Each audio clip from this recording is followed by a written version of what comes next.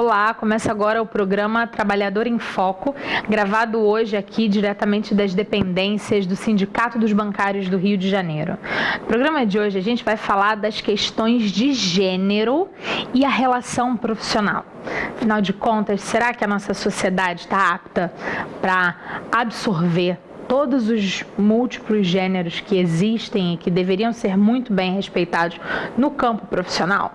Para falar um pouquinho sobre isso, a gente vai conversar com a Dilma Nunes, que é pedagoga, psicóloga e psicanalista e faz parte do movimento sindical há muito tempo e trabalha nessa questão do direito do respeito social, né, das questões sociais. Hoje vai ser um bate-papo muito interessante. Fica com a gente que a gente volta rapidinho.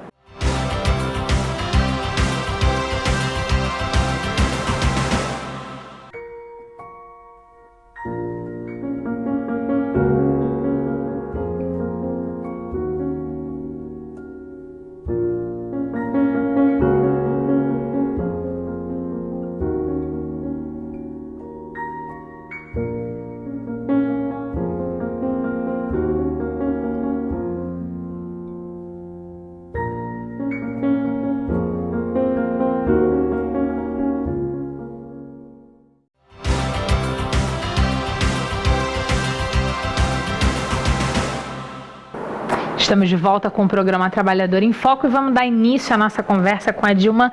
Olá, Dilma. Olá. Muito bom recebê-la novamente no programa, hoje com uma pauta diferente, né? A gente já falou sobre a questão do assédio moral, hoje a gente vai falar um pouquinho da questão de gênero. Para a gente começar, queria que você se apresentasse novamente para o nosso telespectador que não te viu, falasse um pouquinho do seu trabalho, onde é que você está hoje, né, dentro dos sindicatos, para o nosso telespectador entender um pouquinho quem é você. Eu sou a Dilma Nunes, sou diretora da Federação dos Bancários Rio de Janeiro e Espírito Santo e ocupo a Secretaria de Políticas Sociais, onde eu desenvolvo um trabalho junto aos sindicatos, falando sobre preconceito, assédio moral e todas as questões que envolvem o bancário e o sofrimento do trabalhador nas questões sociais e trabalhistas. Quer dizer, então, na verdade, você está há bastante tempo pensando e vivendo a realidade do dia a dia do trabalhador. Sim.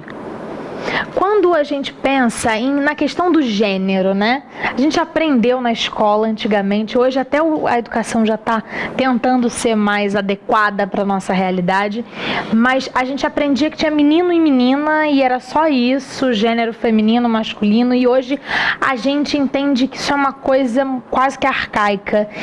O que é essa coisa do gênero e como ela deve ser percebida atualmente?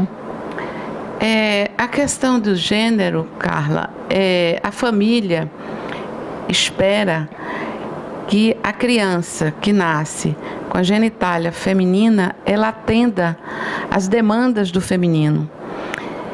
E o menino que nasce com a genitália masculina, que ele atenda essas demandas masculinas. Então, apesar de ter desenvolvido muito essas questões, a maior aceitação, ainda existe muito preconceito em relação ao fenótipo. O que é fenótipo? Vamos tentar explicar para o nosso telespectador que não conhece palavras, digamos que não conheça mais palavras tão conceituais, digamos assim. Tá. O fenótipo é a forma anatômica que eu me apresento. Certo. Eu me apresento mulher anatomicamente como uma mulher, com genitália, com demandas femininas, com seio, com a menstruação, exatamente, que faz parte de um contexto. E saindo desse contexto, quando o desejo é aflorado, a família muitas vezes se desestabiliza, porque eu posso nascer mulher desejando outra mulher. E a questão do desejo é subjetivo. O desejo é subjetivo e o fenótipo não. Não é. Exatamente. É apenas a anatomia do corpo. Anatomia. Não significa necessariamente que quem nasce menina tem que gostar de menino, nem quem nasce menino tem que gostar de menina. Sim. Quando a gente vai pensar nisso num contexto mais ampliado, como você é psicóloga, a gente pode também falar dessas questões emocionais dessa pessoa até ela chegar lá na frente como um trabalhador, né, como massa produtiva no nosso país.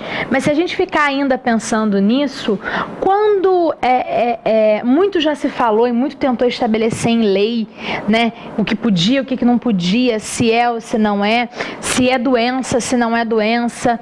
Na verdade, como é que está essa questão na percepção da sociedade, na psicologia e na legislação? Você pode dizer isso pra gente? Posso.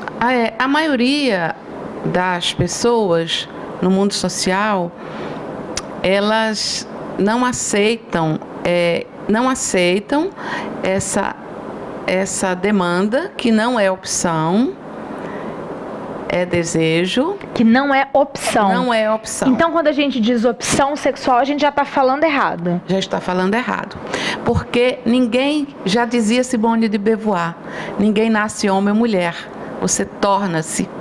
Nós nos tornamos homem ou mulher na nossa subjetividade, no nosso desejo, pelas identificações parentais e pelas nossas próprias demandas. Então, ninguém nasce e ninguém, se você escutar um homossexual, ele vai lhe dizer: eu nunca quis ser isso. Eu queria ter os meus desejos de acordo com o meu fenótipo, porque eu queria ser aceito. Eu não queria sofrer. Ninguém quer sofrer o preconceito. Ninguém quer sofrer o preconceito. Ninguém quer ser minoria, ninguém quer viver à margem da sociedade, porque quando a gente fala hoje em dia, né, ele é marginal, né, na verdade é porque está à margem do que é dito como padrão e sofre preconceito, né?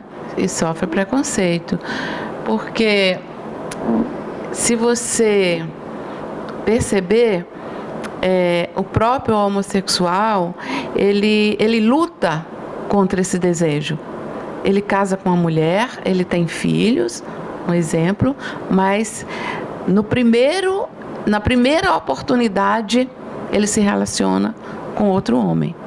E a mesma coisa a mulher.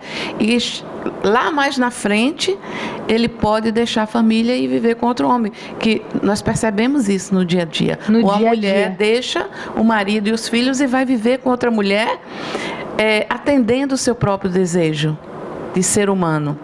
Porque lá ela estava infeliz. Então o homem é mantido e movido pelo desejo. Certo.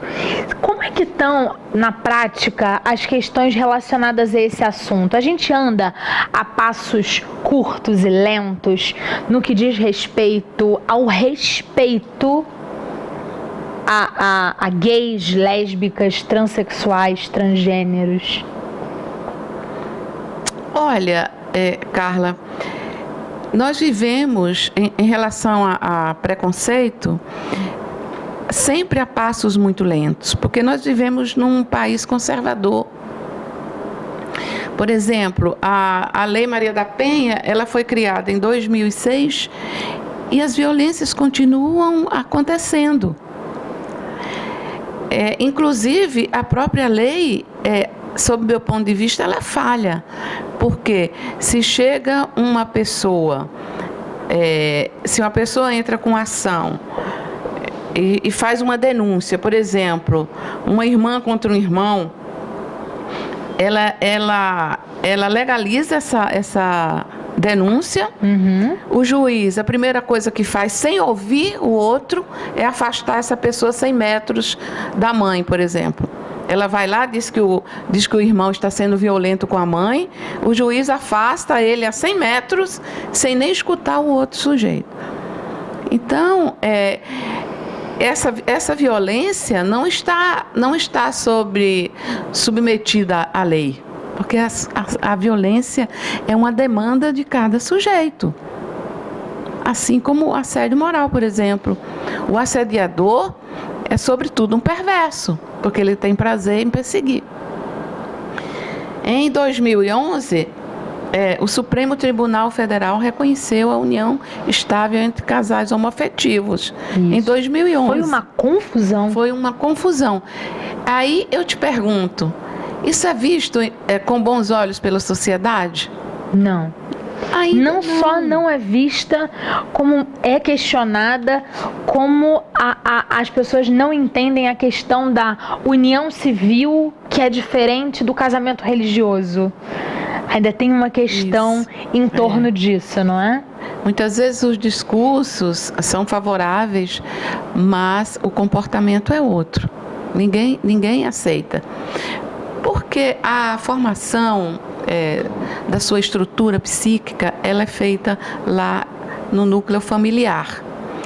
Então, se no núcleo familiar eu ouço e é dito que o homossexual é um ser humano marginalizado, que ele não serve para viver em sociedade, como é que eu vou transformar a minha relação social com esse discurso? Eu vou crescer achando que o homossexual é um sujeito que não serve para viver em sociedade, que ele é um marginal, ele tem um defeito. E se eu me encontro como homossexual dentro desse núcleo familiar? Aí é sofrimento puro, né? Se eu me encontro... Se eu me percebo como homossexual num núcleo familiar como esse? Exatamente. Se você se percebe como homossexual nesse núcleo, você tenta de todas as formas camuflar isso. E aí o sofrimento é intenso. Eu conheço os casos de suicídio. Porque você não consegue barrar o seu desejo. O desejo vai além do consciente. Com certeza. E a gente fica preso muito na crença de que pode escolher. E a subjetividade e o desejo não são respeitados e eles são vinculados à competência, ao caráter, que não tem nada a ver com a homossexualidade, com a subjetividade. Certo. Quando a gente pensa no discurso social hoje, as pessoas já estão abordando bem esses temas ou o que a gente está fazendo aqui ainda é raro? Eu acho que ainda é raro. Esse respeito e o entendimento e a tentativa de entender ainda é muito rasa, né? Ainda é muito rasa por conta de todo o preconceito de ser um país de terceiro mundo, de existir essa preconcepção que é o preconceito.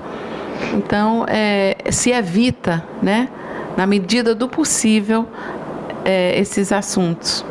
Se a gente pensa que os assuntos não são abordados, quiçá as demandas dessas pessoas, não é isso? Demandas no sentido prático, do dia a dia, do trabalho, dos direitos, do respeito. Sim. Na categoria bancária, nós vemos pessoas homossexuais que eles se reprimem, eles cuidam da voz, eles cuidam da forma de se relacionar, eles vivem com muita repressão, porque o mundo financeiro é muito cruel com essas pessoas. Eles tentam se enquadrar. Né? Se enquadrar no dito padrão para poder sofrer menos, digamos assim. Exatamente, para poder ser aceito, né? Para ser aceito. Adilma, a gente vai fazer um breve intervalo, volta no próximo bloco, dando continuidade a esse bate-papo. Fica com a gente.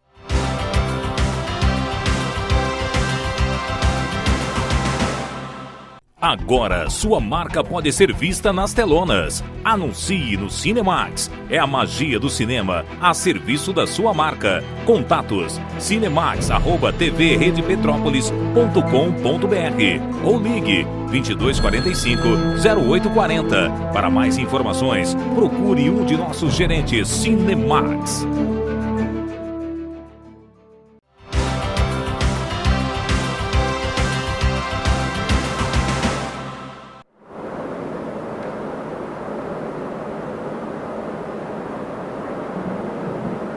Estamos de volta com o programa Trabalhador em Foco, dando continuidade à nossa conversa com a Dilma Nunes sobre a questão do gênero na nossa sociedade. A Dilma, como é que fica a questão dos direitos desses trabalhadores? Existe alguma diferença? Porque a gente, às vezes, percebe que existe um preconceito tão grande que a gente sabe que tem leis de classe. Sim, no Ministério do Trabalho existe uma portaria de número 41 de 2007 que proíbe a exigência de documentos e questionários discriminatórios relativos à sexualidade do trabalhador. Olha, nunca soube disso. Pois é. Então, na verdade, em tese, o nosso Ministério do Trabalho já pensou nisso. Você acredita que isso é posto em vigor ou você acha que em alguns cargos as pessoas não são contratadas por conta de suas orientações sexuais? Eu posso falar da categoria bancária. Certo. Eles passam na prova teórica, mas quando chega na entrevista, que eles são identificados, muitas vezes eles são eliminados. Assim como o negro e a negra. Como é que o nosso telespectador, que em algum momento da vida se sentiu sendo discriminado por conta da sua sexualidade, o que ele deve fazer?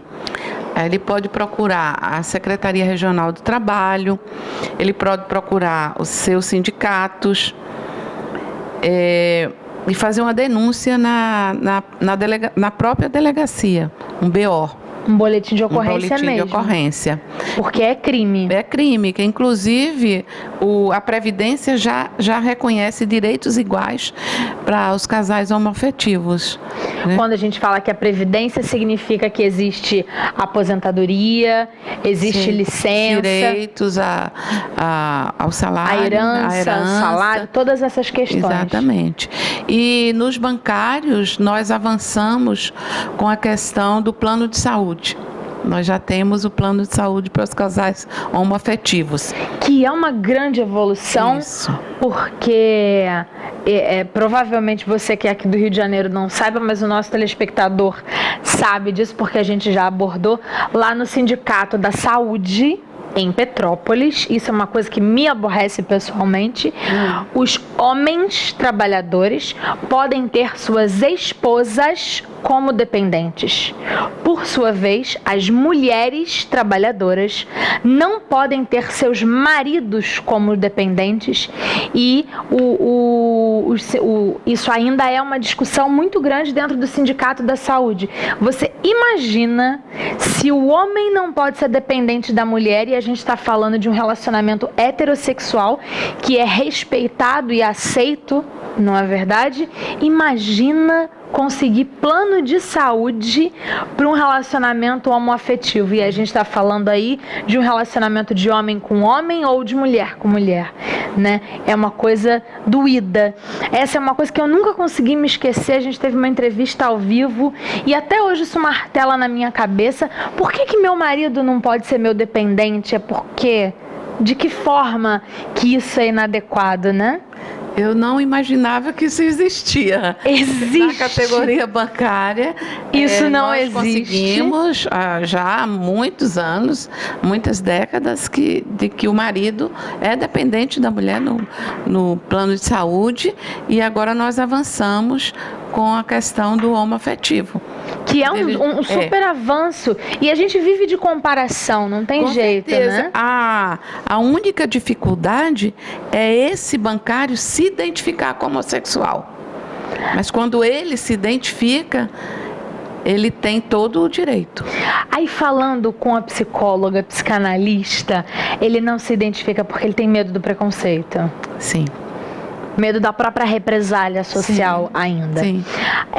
Falando um pouquinho da amplitude do trabalho, existem ainda os ditos cargos empregatícios que têm mais perfil dos homoafetivos? Ou isso é só uma percepção? Não, é verdade, Carla. Existem, porque nesses nichos eles se sentem acolhidos. É um facilitador, então. Facilitador. Eles se sentem, o cabeleireiro, ele se sente acolhido e ele se sente amado pelos clientes. Então, eles procuram exatamente essas profissões onde eles têm um ambiente propício para revelar, inclusive, a sua identidade. Como é que a gente faz para tentar, de alguma forma, ajudar na mudança desse contexto? Olha, atitudes discriminatórias existem no mundo inteiro, em todo o planeta. Em 2012, por exemplo, foram 10 mil denúncias de violência, segundo a Secretaria dos Direitos Humanos. Mudar isso, eu acho que é com ações, políticas públicas, onde nós podemos, e ambientes onde nós podemos nos manifestar. Podemos palestras, manifestações públicas, tem a famosa passeata gay. Sim, que é um evento. Que é um evento de grande dimensão, onde todos se colocam. Então, todas essas manifestações e todas as demandas, todas as propostas jurídicas que nos ajudam a vencer esse preconceito que causam muito sofrimento ao ser humano e que não tem nenhum fundamento para que essa pessoa seja marginalizada do social. Ela é um ser humano com seus desejos, com seus direitos e com a sua vontade de se estabelecer no mundo social. Quando a gente no primeiro bloco falou que existem vertentes, até mesmo na própria política nacional, que tentam fazer com que a questão de gênero seja considerada uma doença, você respondeu, só que aí no intervalo você falou assim, nossa, eu queria falar de novo que isso não é doença, então vamos falar de novo para que o nosso telespectador que ainda não tem esse conhecimento entenda e replique essa informação. Olha, Carla, eu considero que dizer que isso é uma doença, que o desejo sexual é uma doença, é uma forma muito grande de violência. Porque não é doença, é um desejo, é a forma que eu tenho de me estabelecer enquanto sujeito. Isso está na minha estrutura, na minha demanda e que não impede de que eu viva em sociedade, não impede que eu tenha um relacionamento em que atenda esse meu desejo e que seja considerado dito normal e que não tem nada a ver com o meu caráter e nem com a minha competência enquanto profissional no mundo do trabalho. Muito bom esse final da sua fala, que não tem nada a ver com a competência profissional. Nada a ver. Né? A gente que aqui está falando para o trabalhador que ele tem que se respeitar. Sim, as pessoas têm uma ideia de que algumas chegam a ter medo de ficar no mesmo ambiente que um homossexual. Muitas vezes você vai no congresso e um homem diz assim, não me coloque no quarto com aquela pessoa. Mas por quê? Então você acha que uma pessoa, por ser homossexual, ele é um predador? Um homem homossexual, ele não se interessa por todos os homens e ele não sai atacando os homens. Muito bom. É a mesma coisa do casal hétero. Uma mulher não se atrai por todos os homens. Claro. Existe uma demanda do casal onde existe uma atração por aquela pessoa, pela representação subjetiva que ele representa para ela. Por exemplo, eu não saio por aí atacando todos os homens. E a representação do sujeito, do casal hétero, se dá também pela representação subjetiva, porque o desejo fura o corpo. Você quer um exemplo? Clássico. O príncipe Charles não desejava a princesa. Ele desejava a Camila Parker, que seria a bruxa. Por que ele desejava a Camila Parker? Não era pelo corpo. Não era pela beleza estética. Sim, porque ela não tinha nenhuma beleza estética, Camila Parker. Está com ela até hoje. Mas ele desejava a Camila pela representação subjetiva que ela se colocava na vida dele. Então, nas relações héteros, você se relaciona também pela posição subjetiva que esse sujeito se estabelece na sua vida. A gente tem que entender muito mais da gente para conseguir também entender o outro, né? Sim. É verdade. Dilma, a gente está chegando no final. Queria que você só deixasse, para quem se interessou pelo assunto, alguns possíveis canais de informação sobre a questão de gênero ligadas aos nossos sindicatos. Podem procurar na Federação, a minha Secretaria de Políticas Sociais, Federação dos Bancários do Rio de Janeiro e Espírito Santo. Informações podem ser pelo meu e-mail, a dilmanunestavares@gmail.com, a dilmanunes@yahoo.com.br. Podem procurar também a Delegacia de Mulheres, a Delegacia Regional do Trabalho, procurar os seus sindicatos e informações também através da internet. Maravilha. Dilma, muito obrigada. Espero que em breve a gente consiga gravar um novo programa para relembrar a questão também do assédio moral. Gostei muito também, Carla. Obrigada. Boa tarde. Obrigada a você que ficou com a gente. A gente volta na próxima semana com um novo programa, sempre discutindo a realidade que tem a ver com todos nós trabalhadores. Obrigada, um abraço grande. Até lá.